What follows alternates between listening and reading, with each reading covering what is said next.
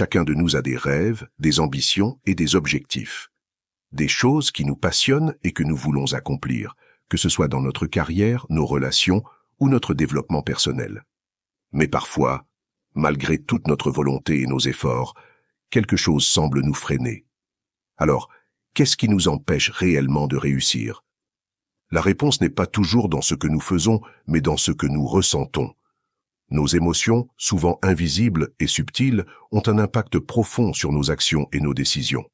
Elles peuvent nous propulser vers le succès ou, au contraire, nous maintenir dans la stagnation. Imaginez un instant, avez-vous déjà eu cette sensation de vous retrouver coincé, malgré des efforts sincères?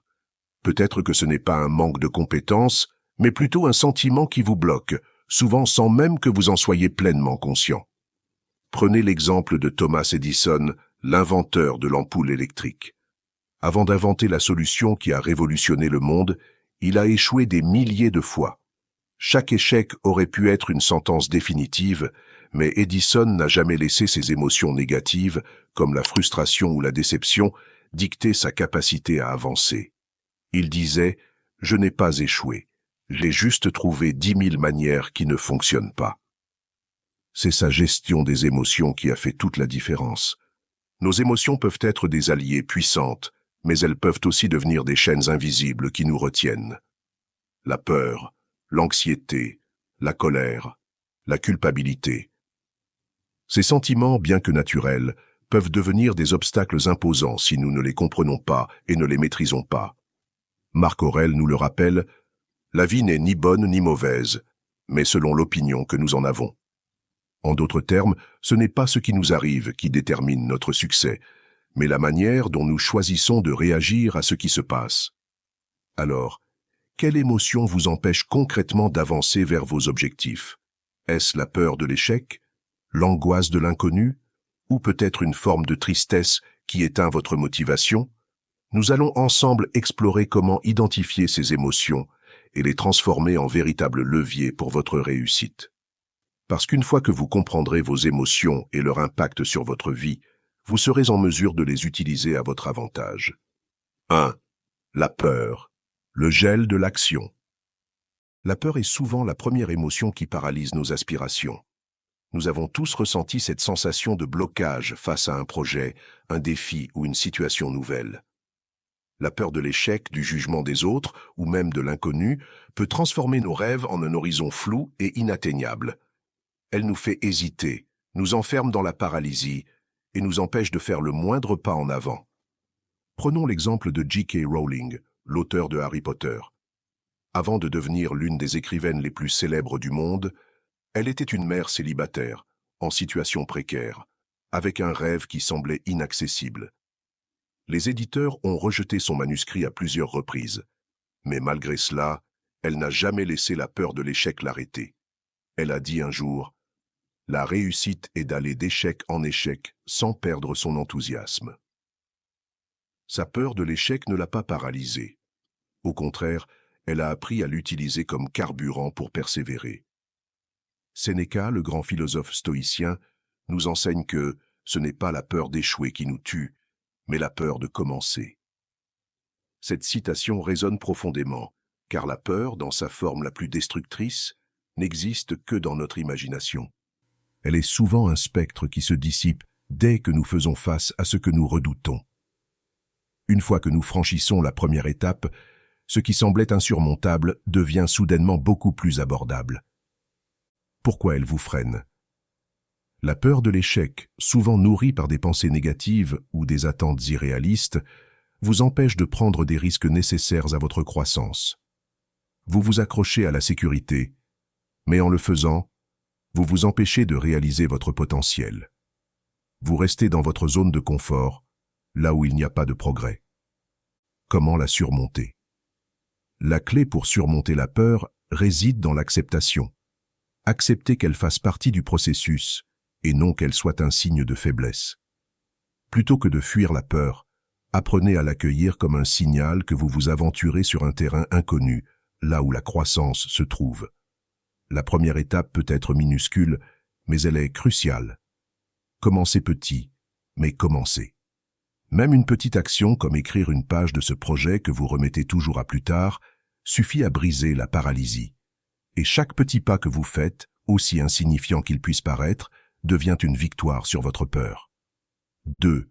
La colère. Une énergie mal dirigée. Quand l'énergie devient un poison. La colère est une émotion puissante qui, lorsqu'elle est mal canalisée, peut devenir un véritable poison. Elle surgit souvent face à des injustices, des frustrations ou des attentes non satisfaites. Vous avez déjà ressenti cette chaleur monter en vous, ce besoin de réagir instantanément à une situation qui vous révolte. Pourtant, cette énergie brute, si elle est mal gérée, peut vous conduire à prendre des décisions impulsives, parfois contre-productives, qui finissent par nuire à vos objectifs à long terme. Prenez l'exemple de Nelson Mandela, qui a passé 27 ans en prison avant de devenir le premier président noir de l'Afrique du Sud. Pendant toutes ces années de lutte, il aurait pu laisser la colère alimenter ses actions, provoquer des ruptures et nourrir la violence. Mais au lieu de cela, il a choisi de transformer cette colère en détermination. Comme il le disait lui-même, la colère est une arme de destruction. La paix est une arme de construction. Mandela a appris à maîtriser sa colère pour faire avancer son combat pour la justice, sans jamais se laisser emporter par des réactions impulsives qui auraient pu mettre en péril son objectif ultime. Épictète, le philosophe stoïcien, nous rappelle « Le véritable pouvoir est dans la maîtrise de soi, non dans l'action impulsive. » En effet, la colère peut être une force dévastatrice si elle échappe à notre contrôle, mais si elle est transformée et dirigée de manière consciente, elle devient une énergie créatrice, capable de nous propulser vers l'avant. Pourquoi elle vous freine? La colère, lorsqu'elle n'est pas maîtrisée, peut vous faire perdre votre calme et vous faire agir de manière irréfléchie. Elle vous éloigne de vos objectifs, vous fait prendre des décisions précipitées qui peuvent tout gâcher. Plutôt que de trouver des solutions constructives, vous vous retrouvez souvent à créer de nouveaux problèmes à cause de décisions impulsives. Vous vous laissez emporter par l'instant, oubliant l'impact à long terme. Comment la surmonter? La clé réside dans la transformation. Transformez la colère en détermination. Plutôt que de laisser cette énergie destructrice vous consumer, utilisez-la pour avancer dans la direction de vos rêves. Prenez une profonde inspiration, recentrez-vous et réorientez cette énergie vers un objectif positif. Par exemple, si vous ressentez de la colère face à une injustice au travail, au lieu de l'exprimer de manière explosive, canalisez cette émotion pour améliorer la situation, proposer une solution, ou encore vous investir dans un projet qui vous passionne. L'action réfléchie est la meilleure réponse à une colère mal orientée. Chers amis de la communauté, avant de continuer, prenez un instant pour liker cette vidéo. Cela nous aide beaucoup. Un immense merci pour votre soutien. On continue. 3. La culpabilité, le fardeau invisible. La culpabilité est un poids lourd à porter. Qu'il s'agisse d'une erreur passée, d'une occasion manquée ou du sentiment profond de ne pas mériter le succès, cette émotion peut devenir débilitante. Elle s'infiltre dans notre esprit, nous ronge et nous empêche d'avancer. La culpabilité nous maintient prisonniers du passé, nous empêchant de profiter du moment présent et d'embrasser l'avenir. Elle nous pousse à revivre sans cesse nos fautes et nos regrets, comme si chaque erreur devait être une condamnation éternelle. Prenons l'exemple de Oprah Winfrey, une femme qui a surmonté des épreuves incroyables pour devenir l'une des figures les plus influentes de notre époque. Dans sa jeunesse, elle a été confrontée à de terribles abus et à des périodes de grande souffrance, ce qui aurait pu alimenter une profonde culpabilité. Mais au lieu de se laisser paralyser, Oprah a choisi de libérer son esprit de ce fardeau. Elle a compris que la vie nous apprend de ses épreuves et que même dans nos pires moments, il y a toujours une opportunité de grandir. En refusant de se laisser définir par ses erreurs passées, elle a pu se réinventer et bâtir une carrière incroyable. Marc Aurèle, dans ses Pensées pour moi-même, nous rappelle sagement que « ce qui est passé appartient au passé. Ce qui compte, c'est ce que vous faites maintenant. » Cette idée stoïcienne est essentielle pour se libérer de la culpabilité. Ce n'est pas le poids du passé qui détermine votre avenir, mais la manière dont vous réagissez face à lui. Si vous vous accrochez aux erreurs d'hier, vous vous empêchez d'agir aujourd'hui. Pourquoi elles vous freinent? La culpabilité de vos actions passées vous fait douter de vous-même.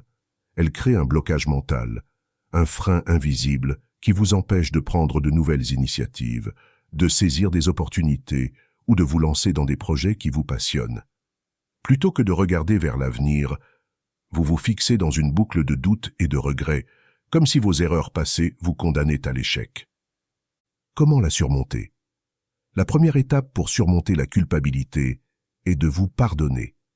Cela peut sembler difficile, mais se libérer du fardeau de la culpabilité est essentiel pour avancer. Acceptez que vous êtes humain, disait Brené Brown, une experte en vulnérabilité. Chaque erreur, chaque échec est une leçon, pas un fardeau. Concentrez-vous sur l'ici et maintenant. Chaque instant est une occasion de recommencer. Le passé ne vous définit pas, mais vos actions présentes, elles, peuvent façonner un avenir radieux. Choisissez de libérer votre cœur de ce poids et de prendre des mesures concrètes, même petites, pour vous rapprocher de vos rêves. 4. L'anxiété, le saboteur de l'action, quand l'incertitude paralyse notre avenir. L'anxiété est une émotion sournoise qui s'infiltre lentement, créant une sensation d'impuissance face à l'avenir. Elle se nourrit de l'incertitude et des « et si » infinis qui hantent notre esprit. Ces pensées déstabilisantes nous mènent parfois à une paralysie mentale où même les plus petites décisions semblent insurmontables. Vous connaissez sûrement cette sensation, une montagne d'incertitude qui semble grandir à chaque instant, rendant chaque action plus complexe qu'elle ne l'est réellement. Prenez Steve Jobs, qui, malgré son génie, a traversé des périodes d'anxiété extrême avant de prendre des décisions cruciales pour Apple. Dans un moment de doute intense, il se rappelait de sa philosophie. Restez affamé, restez fou. Jobs a appris à affronter l'incertitude de l'avenir, à prendre des risques malgré la peur de l'échec et à dépasser les vagues d'anxiété. Au lieu de se laisser submerger par l'inconnu, il a transformé cette anxiété en moteur de changement. Sénèque, philosophe stoïcien, a parfaitement résumé cette idée en affirmant « Nous souffrons plus dans l'imagination que dans la réalité ». En effet, l'anxiété s'empare souvent de nous avant même que les choses ne se produisent réellement. Elle anticipe des problèmes qui n'existent pas encore, nous enfermant dans une spirale d'imagination destructrice. Pourquoi elle vous freine? L'anxiété crée une surcharge mentale qui nous empêche de prendre des décisions claires. Vous vous retrouvez coincé dans un tourbillon de pensées qui vous empêche d'agir, et chaque petit choix devient un obstacle insurmontable. Vous vous sentez paralysé, comme si vous ne pouviez avancer que dans l'incertitude. Au lieu de vivre le présent, vous êtes constamment projeté dans un avenir flou et menaçant. Comment la surmonter? La première étape pour se libérer de l'anxiété est de reprendre le contrôle de vos pensées. Au lieu de vous perdre dans des scénarios catastrophes, divisez vos objectifs en petites actions réalisables. Concentrez-vous uniquement sur ce que vous pouvez faire ici et maintenant. L'anxiété s'estompe dès que vous agissez, même par petits pas. Commencez par une tâche simple et vous verrez que l'inquiétude se dissipe progressivement, comme un brouillard qui se lève lorsque le soleil fait son apparition. Rappelez-vous que chaque petit progrès est une victoire contre la paralysie mentale. 5. La tristesse, le voile sur la motivation. Quand l'obscurité éteint notre flamme intérieure, la tristesse, lorsqu'elle est profonde, a le pouvoir d'éteindre la flamme de la motivation.